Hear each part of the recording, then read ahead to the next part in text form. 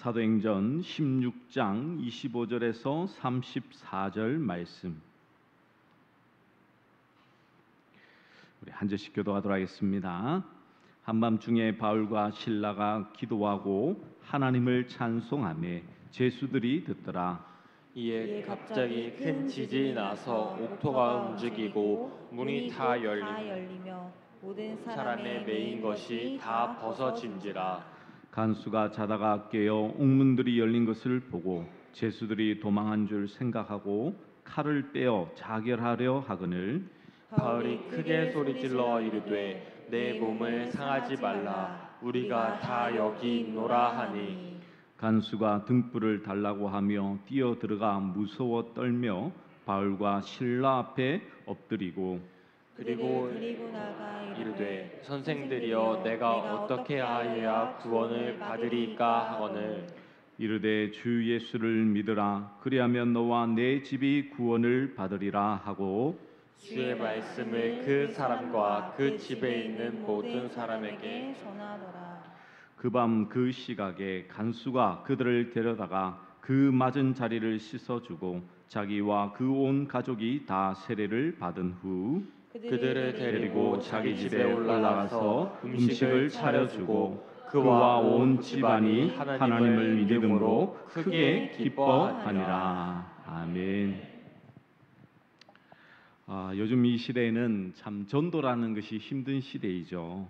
그래서 어느 교회 홈페이지를 보니까 전도대의 1등 상품이 소형 승용차, 김치 냉장고, 컴퓨터, 대형 TV, 자전거 이런 경품이 걸려 있었습니다. 얼마나 전도를 하지 않으면 이렇게 경품까지 걸어야 되겠습니까? 백화점이나 할인마트에 경품을 거는 이유는 사람들의 관심을 끌기 위해서 흔히 사용하는 방법이죠. 그래서 그 마음이 참 씁쓸하기도 합니다. 제가 전에 다녔던 교회에서는 한 권사님이 참 연세가 많으셨어요. 지금으로 보면 저희 교회도 그쯤 되는 연세가 있으시지만 아주 연세가 많으셨는데 우리 교단에서 전도 거의 왕을 차지하는 권사님이었습니다. 매주마다 뭐 하시냐면 이렇게 길을 다니시다가 그냥 교회로 데리고 오시는 거예요. 무조건 교회 가자. 할머니 같은 분이 그렇게 얘기를 해서 그런지 아니 어떻게 또 그 매주마다 그렇게 또 사람이 오는지 모르겠어요. 근데 오시는 분들은 다들 좀 이 행색이 좀 그렇죠. 그럼에도 불구하고 참 그 모습이 저는 너무나 아름다웠고 그 열정이 참 대단하다고 생각을 했었습니다. 우리가 이렇듯 참 이 전도라는 것이 힘들기도 하고요. 사람을 참 이렇게 데리고 와서 복음을 전하는 것이 너무나 참 복된 일이지만 참 은혜로운 일이지만 그것이 얼마나 힘들다는 사실을 너무나 잘 알고 있습니까? 그러면 이제 우리도 그렇게 생각을 해보죠. 목사님 오늘 전도에 대해서 설교하니까 내가 전도에 또 부담감을 가져야 되겠구나라고 생각할 수 있지만 그렇지 않습니다. 오늘 말씀을 통해서 이 전도라는 것이 정확히 성경이 말씀하고 있는 전도가 무엇인지, 그리고 무엇을 전달하며 나아갈지, 그리고 설교의 제목처럼 살아있는 전도지가 과연 무엇인지, 그것을 오늘 말씀을 통해서 우리가 함께 나누어 봤으면 좋겠습니다. 빌립보 감옥의 이방인 간수가 회심한 이 사건은요 너무나 잘 알죠. 그 중심되는 구절이 어디입니까? 바로 31절 말씀이죠. 주 예수를 믿으라. 그리하면 너와 내 집이 구원을 받으리라. 이 말씀은 이 교회를 다닌 분이라면 누구라도 다 아는 말씀 중에 한 부분일 것입니다. 그래서 우리도 예수님을 믿고 전도하려고 합니다. 근데 가장 어려운 게 과연 누구입니까? 모르는 사람한테는 전도하기 참 쉬워요. 그런데 가족을 전도해 보시는 분들은 아시겠지만 그것만큼 어려운 것이 없습니다. 왜냐하면 나를 가장 잘 알기도 하고 이 가족에게 이렇게 복음을 전달하는 게 쉽지만은 않더라는 것이죠. 그래서 남편을 위해서 눈물로 씨앗을 뿌렸는데도 전도가 되지 않을 때는 우리는 이제 시간이 지나면 이제는 포기해 버리는 경우들도 많게 있습니다. 그러면 무엇이 잘못되었을까요? 오늘 사도 바울과 우리의 전도의 차이에는 과연 어디에 어떤 차이가 있는지를 우리는 살펴봐야 되겠죠. 자, 오늘 본문의 사건에서 이 대부분의 신자들이 잘 모르고 간과하는 사실이 있습니다. 그것은 간수는 이 감옥의 간수가 그냥 바울의 전도에 의해서 이렇게 전도되었다라고 생각할 수가 있습니다. 근데 그렇게 하지 않았습니다. 어떤 하나님의 놀라운 역사가 있었는데 이 간수가 먼저 어떻게 해야 구원을 얻을 수 있을지 물어봤다는 것이죠. 이 구원에 대한 열망과 소망이 생겼다는 것입니다. 만약 사도 바울이 절대 그럴 일이 없었겠지만 예를 들면 그렇습니다. 율법대로 제사를 드려라. 그리하면 내가 내 집이 구원을 얻으리라 라고 말을 했어도 간수는 그대로 따라 했을 것입니다. 이미 믿을 준비가 딱 되어 있었다는 것이죠. 어떻게 보면 하나님의 간섭과 역사하심이 있었다는 것입니다. 그러면 어떻게 이런 일이 가능했을까요? 오늘 이 배경의 말씀을 보시면 이제 이 사도 바울과 실라가 이제 빌립보라는 그 지역에 가서 복음을 전하다가 이 귀신 들린 여종을 만나게 됩니다. 이 여종은 점을 쳐서 주인들에게 돈을 이렇게 제공하는 역할을 하고 있었어요. 근데 사도 바울이 만나보는 그 귀신 들린 여인의 여종을 이렇게 고쳐버린 겁니다. 귀신이 떠나버렸으니까 이제 점을 칠 수가 없는 거예요. 그 사실을 안 주인들이 어떻게 했겠습니까? 이 사람들이 좀 힘이 있었던 유력한 사람들이었던 것 같아요. 이 사도 바울은 로마 시민권을 가지고 있습니다.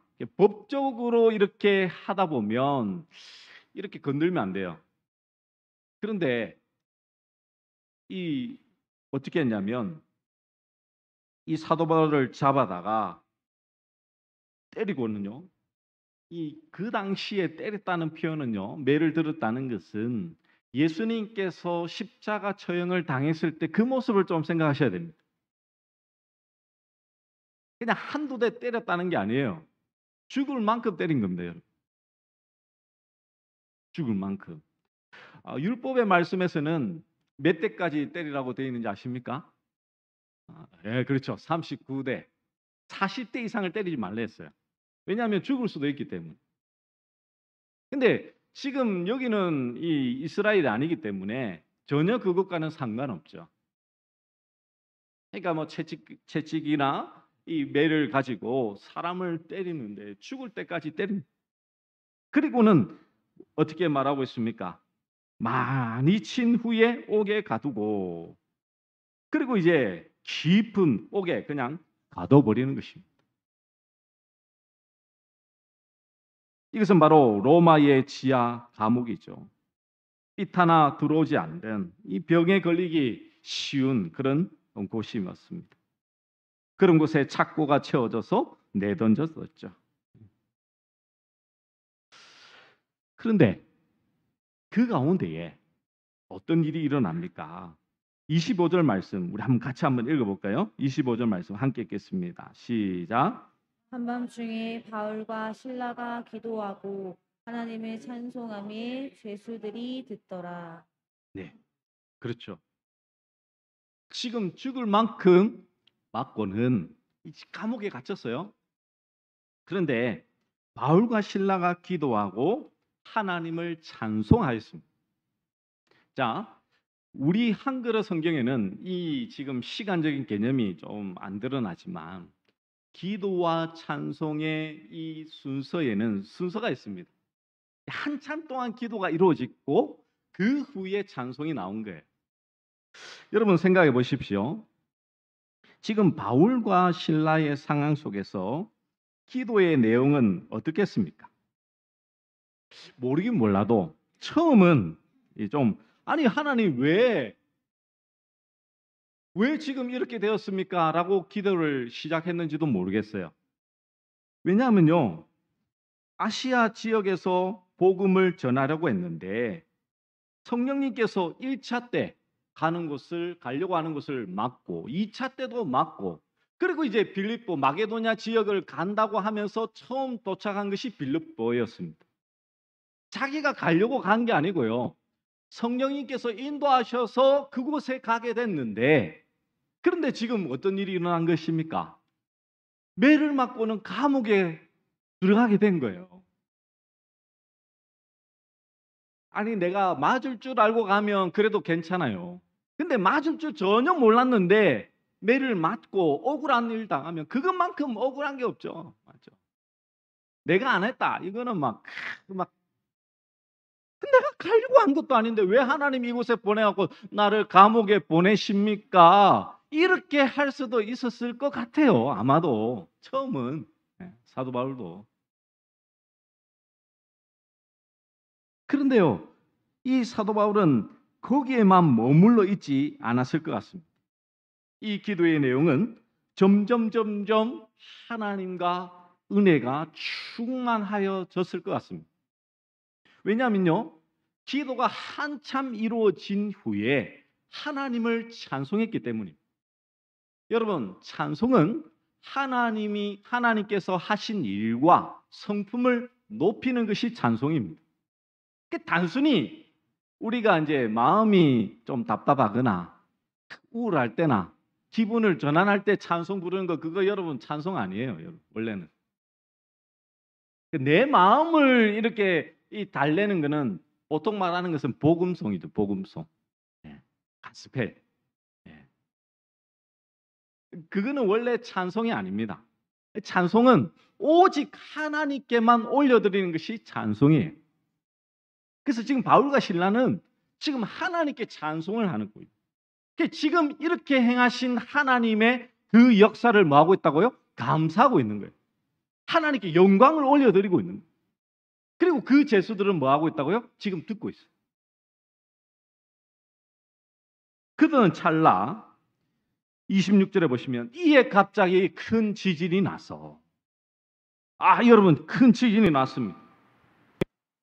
그리고는 감방과 감옥의 문들이 열리고 메인 것들이 다 풀렸습니다. 바울과 실라 것만 풀렸나요? 아니죠. 모든 제수들의 이 착고가 다 풀어져 버린 것입니다. 일반적인 지진은 아니죠. 여러분 지진이 나면 어떻습니까? 지금 강원도 원주에는 지진이 좀 나본 적이 있는지 모르시겠지만 제가 부산에 있을 때 큰 지진이 한참 2000년도 초반에 좀 한번 났던 적이 있어요. 그때가 이렇게 예배를 드릴 때 갔습니다. 11시쯤 이렇게 예배를. 저는 교회에 갑자기 지하철이 지나간 줄 알았어요. 뭐가 막 우둥둥둥둥둥 하는 소리가 나는 거예요. 그러면서 좀 흔들흔들 하더라고요.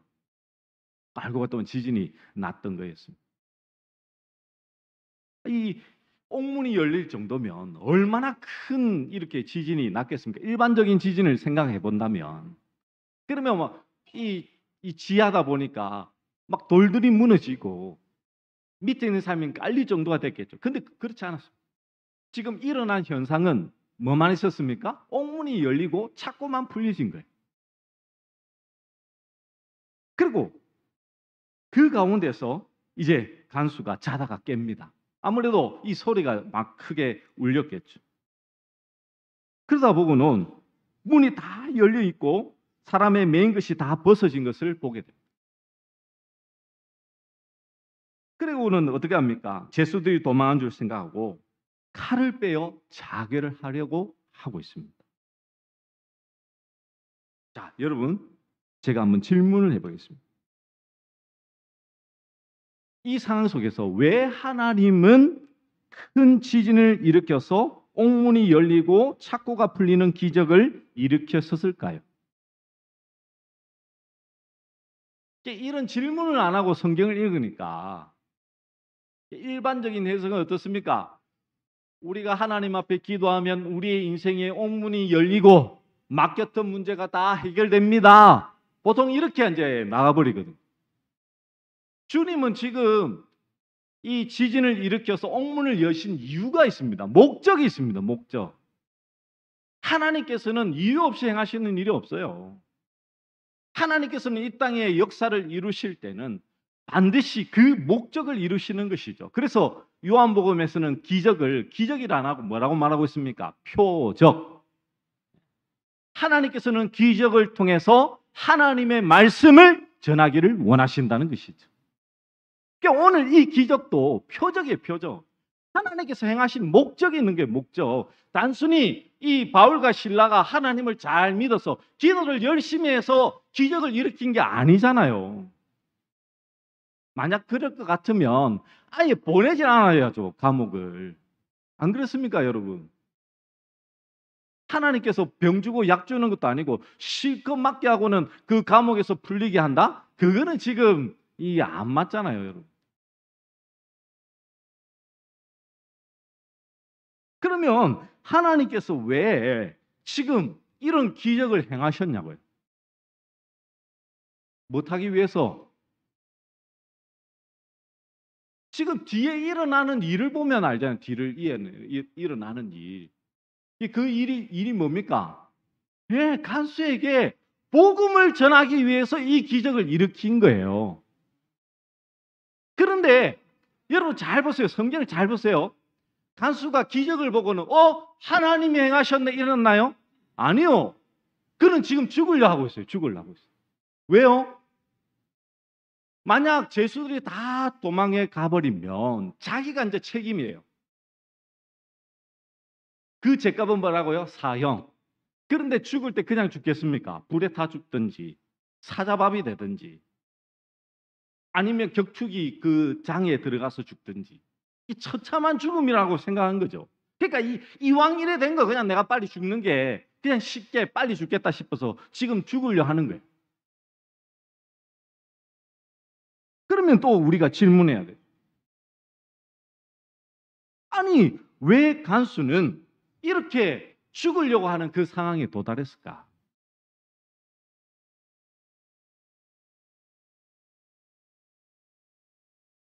자결을 하려고 할 때에 사도 바울은 어떻게 합니까? 내 몸을 상하게 하지 말라. 우리가 다 여기 있다라고 소리를 지르죠. 이 간수는 뛰어들어갑니다. 그리고는 무서워 떨며 엎드려 선생님 내가 어떻게 하여야 구원을 얻을 수 있습니까? 라고 질문합니다. 아니 여러분 생각해 보십시오.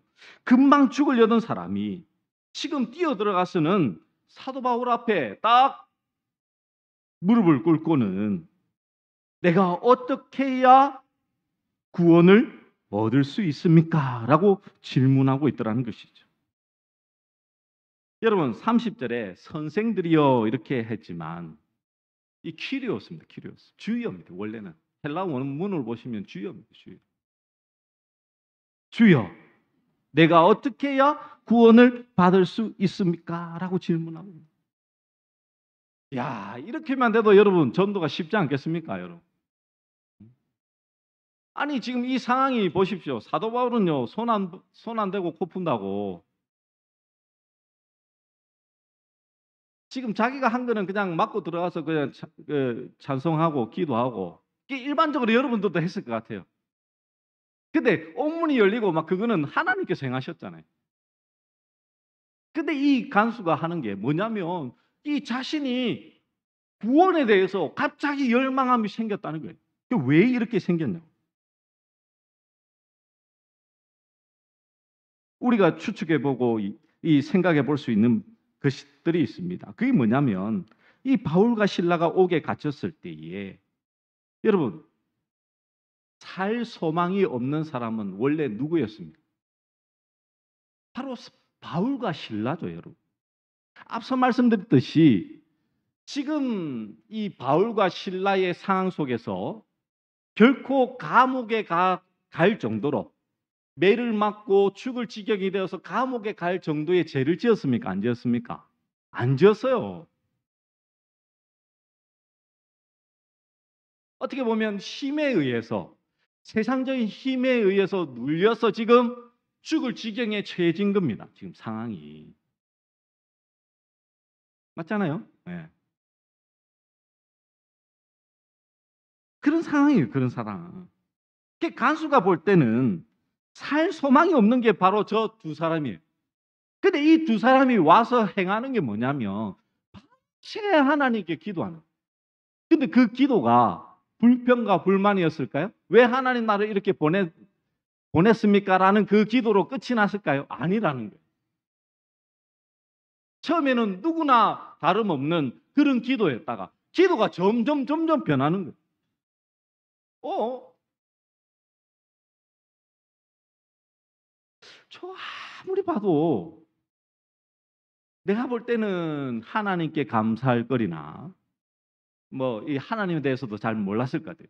이 자기들이 믿는 신에게 저렇게 할 그 상황이 아닌데 지금 상황 파악이 안 되는가 봐. 이 결국은 너희들 곧 죽을 것 같은데 아마도 그렇게 생각을 했을 것 같아요. 여러분 실제적으로 이 바울과 실라가 살려달라는 기도만 했다고 한다면 그런 찬양만 했다면 옥에서 빠져나온 후에 찬양을 했겠죠. 근데 그런 상황이 아니라는 것을 보면 기도와 찬송이 오직 하나님께서 행하신 그 일, 하나님께서 우리를 보내셔서 우리로 하여금 이 빌립보 지역에 하나님의 놀라운 역사와 기적과 행하심을 기대하며 소망하며 하나님 앞에 기도하고 찬송하고 있었다라는 것을 우리는 추측해 볼 수 있을 것입니다. 그것은 바로 바울과 실라는 이 간수가 볼 때는 살 소망이 없었는데 그 소망 속에서도 그 살 소망이 없는 그 가운데서도 결코 소망을 잃지 않고 있었다라는 것을 봤겠죠.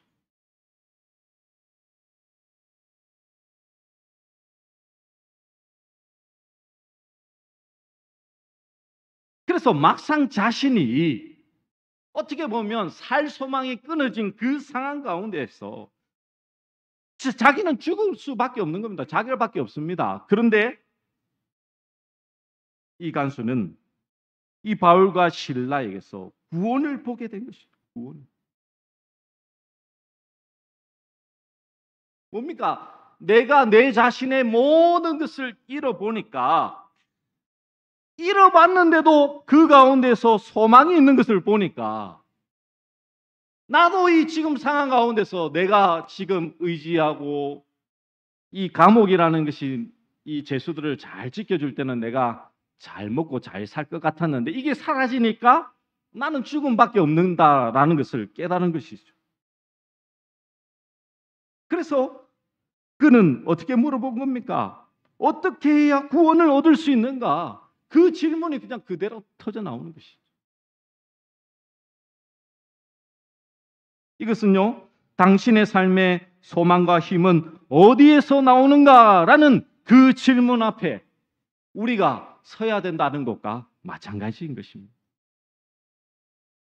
여러분은 과연 이 삶의 소망과 힘이 어디에서 나오고 있습니까, 여러분?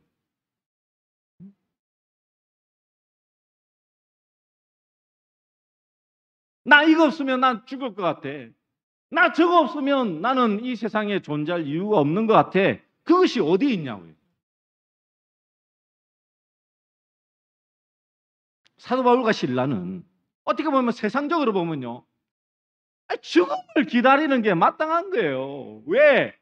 간수가 얼마나 많은 기간 동안 받겠습니까? 많은 사람들이 들어오면 하는 게 뭡니까? 난 죄가 없는데 억울하다. 내가 왜 잡혔을까? 내가 이걸 좀 할, 저걸 할. 그거로 끝이 나는데 그게 아니었다는 거예요. 그 순간 영원한 소망을 꿈꾸며 그 영원한 소망을 향하여 하나님 앞에 찬송하며 나아가는 그 모습이 이 간수에게는 아무 엄청난 각인이 되어 있었던 것 같습니다. 만약에 이 간수가요, 살 소망까지 끊어지는 상황이 아니었다면 이 바울을 보면서 구원의 필요성을 느끼지 않았을 것 같습니다. 바울을 그냥 예수에 미친 사람 정도로 여겼을지도 모르겠죠. 그러니까 지금 이 간수가 살 소망이 끊어진 그 상황, 지금 죽으려는 그 상황, 자기가 생각했던 그 삶의 이유가 끊어지니까 바로 누구를 바라보기 시작하냐면 생명 대신 예수 그리스도를 바라보게 되더라는 것입니다.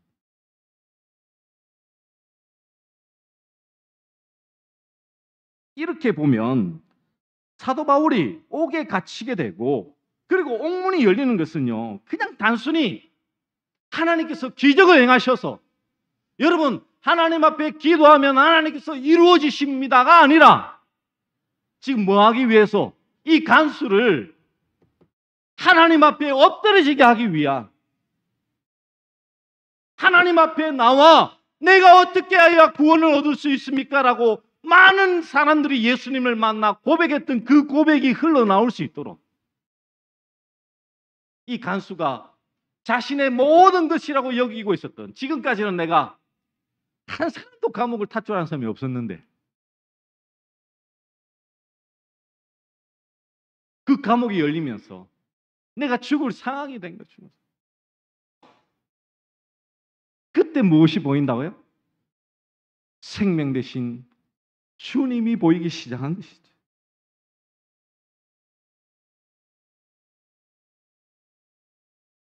여러분, 바울과 실라의 삶은요, 바로 예수 그리스도를 믿는 믿음의 힘을 보여주고 있는 것입니다. 마냥 바울과 실라가 그 상황 속에서 세상 사람들과 별반 다를 바 없이 그냥 지쳐서 불평하며 불만하며 세상 원망하며 할 걸 후회하며 그냥 있었다면 아무런 역사는 일어나지 않았을 것입니다.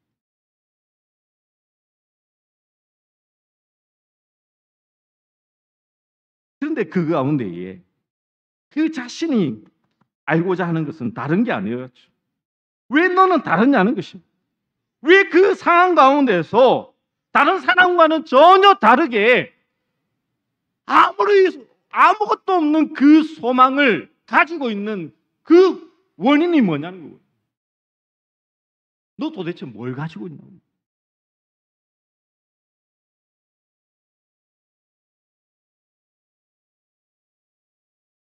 기독교로 개종하고 싶으니 그 방법을 가르쳐 달라는 호기심이나 궁금증의 모양도 아니었습니다. 천국 가고 싶다는 소원을 말한 것도 아닙니다. 다른 거 없습니다. 저 사람은 정말 하나님을, 그러니까 신이라는 존재, 신을 진정으로 믿고 신의 섭리와 함께 하심을 깨닫고 있는 사람이었구나라는 것을 알았겠죠. 세상의 죄악, 고통, 질병, 상처, 흑암의 세력을 초월한 모습을 바울에게서 발견했던 것입니다. 이것은 단순히 세상을 부인하는 그런 외면하는 초월이 아니죠. 그것과 당당히 맞서서 완전히 승리한 모습이었다는 것입니다. 여러분, 우리는 어떻습니까? 우리가 전도하는 것을 단순히 사람에게 기독교를 간략하게 소개하고 복음 메시지를 전하고 교회에 데려오는 것이 전도라고 생각하시지 않습니까? 그거는요, 지금 교회에 그냥 데리고 나온 것일 뿐이지 전도가 아닙니다. 전도라는 것은요, 다른 게 아니에요. 여러분의 속해 있는 그 삶의 모습 속에서 여러분이 무엇을 살 소망으로 여기고 있는지를 진정으로 보여줘야 된다는 것입니다. 경제가 어렵고 세상에 많은 풍파와 환란이 있을 때 여러분 무엇을 의지하고 있냐고요. 세상 사람들처럼 아이고 그래 저게 문제지 이것 때문이지 그러면요 그 사람은 뭐라 생각하겠습니까? 너 별반 나랑 다를 거 없네.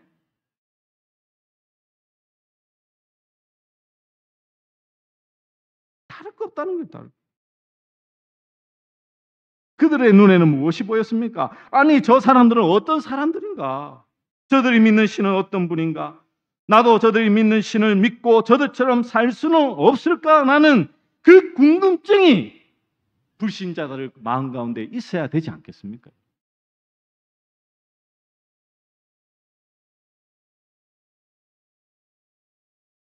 그래서 어떻게 보면요, 이 전도라는 것은 반드시 죽었다 다시 사는 모습으로만 이것이 전해지는 것입니다. 그러면 우리는 생각하기를 하나님께서는 우리를 매번 죽을 고비를 감옥에 보내는 것처럼 그런 고난을 겪게 하시겠구나라고 생각하시지만 그런 의미가 아닙니다. 사방이 막힌 그 지하 감옥에 갇혔어도 그렇게 살아가는 것, 그 속에서도 주님으로 말미암아 자족하며 주의 영광을 바라보는 것, 그게 바로 진정한 신자요, 살 소망을 가진 하나님의 자녀된 모습이지 않겠습니까, 여러분?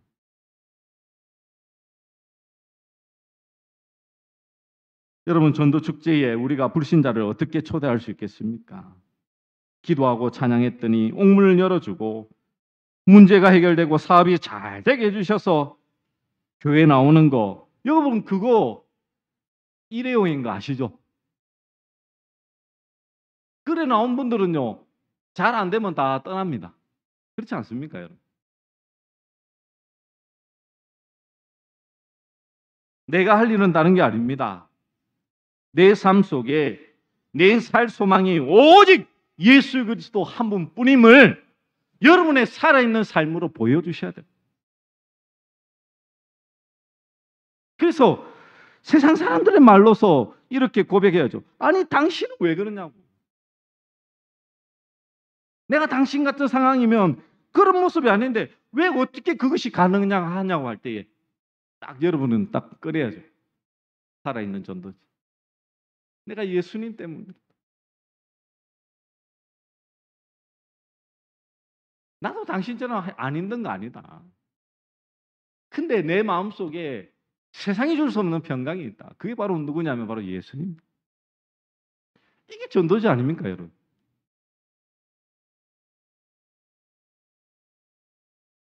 그렇게 되기 위해서는요, 다른 일이 이루어져야 되는 것도 아닙니다.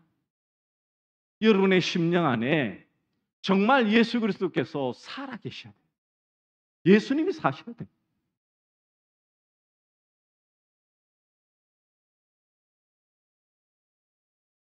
여러분 안에 살 소망이 오직 예수 그리스도라는 그것에 여러분이 모든 것이 초점이 맞춰져 있어요. 흔들림이 없어요. 그래야 여러분의 전도지가요, 날카로운 전도지가 될 수 있는 것이죠. 말씀을 정리하면 맺습니다. 정말 이 시대에 가장 필요한 것은요, 옥문이 열리는 기적이 아닙니다. 그 기적을 통해서 이 간수가 죽을 상황에 몰아넣고 있다는 사실. 사람은요, 죽을 위기가 처하면 살 구멍을 찾거든. 아마도 그 살 구멍을 바울과 실라를 통해서 발견했을지 모릅니다. 착고가 풀린 것도 참 신기한 거지만요, 그 모든 죄수들이요, 한 명도 도망가지 않았습니다. 그 자리에 그대로 있었거든. 그것은 무엇을 말씀해 주고 있습니까? 하나님께서는 이 간수와 그 가족들을 구원하셨어. 그들로 하여금 하나님의 놀라운 복음 사역을 이루기를 원하시고자 원하신다는 것을 우리에게 보여주고 있는 것이죠. 그러므로 우리의 삶 속에서 오늘도 우리 하나님은 우리 가운데 역사하시는 하나님이십니다. 무엇으로요? 내 안에 계신 살아있는 예수님으로 말미암아 그것이 전도지가 되어 많은 사람들에게 보여지기를 하나님은 원하신다는 것을 잊지 마셨어. 그들에게 전할 것은 다른 게 아닙니다. 내가 살 소망은 오직 누구라고요? 예수님. 그 한 분만으로 말미암아 여러분의 심령이 살아있는 놀라운 전도지가 되기를 간절히 축원합니다. 우리 함께 말씀을 기억하며 찬양하도록 하겠습니다. 나는 주님께 속한 자 찬양하도록 하겠습니다.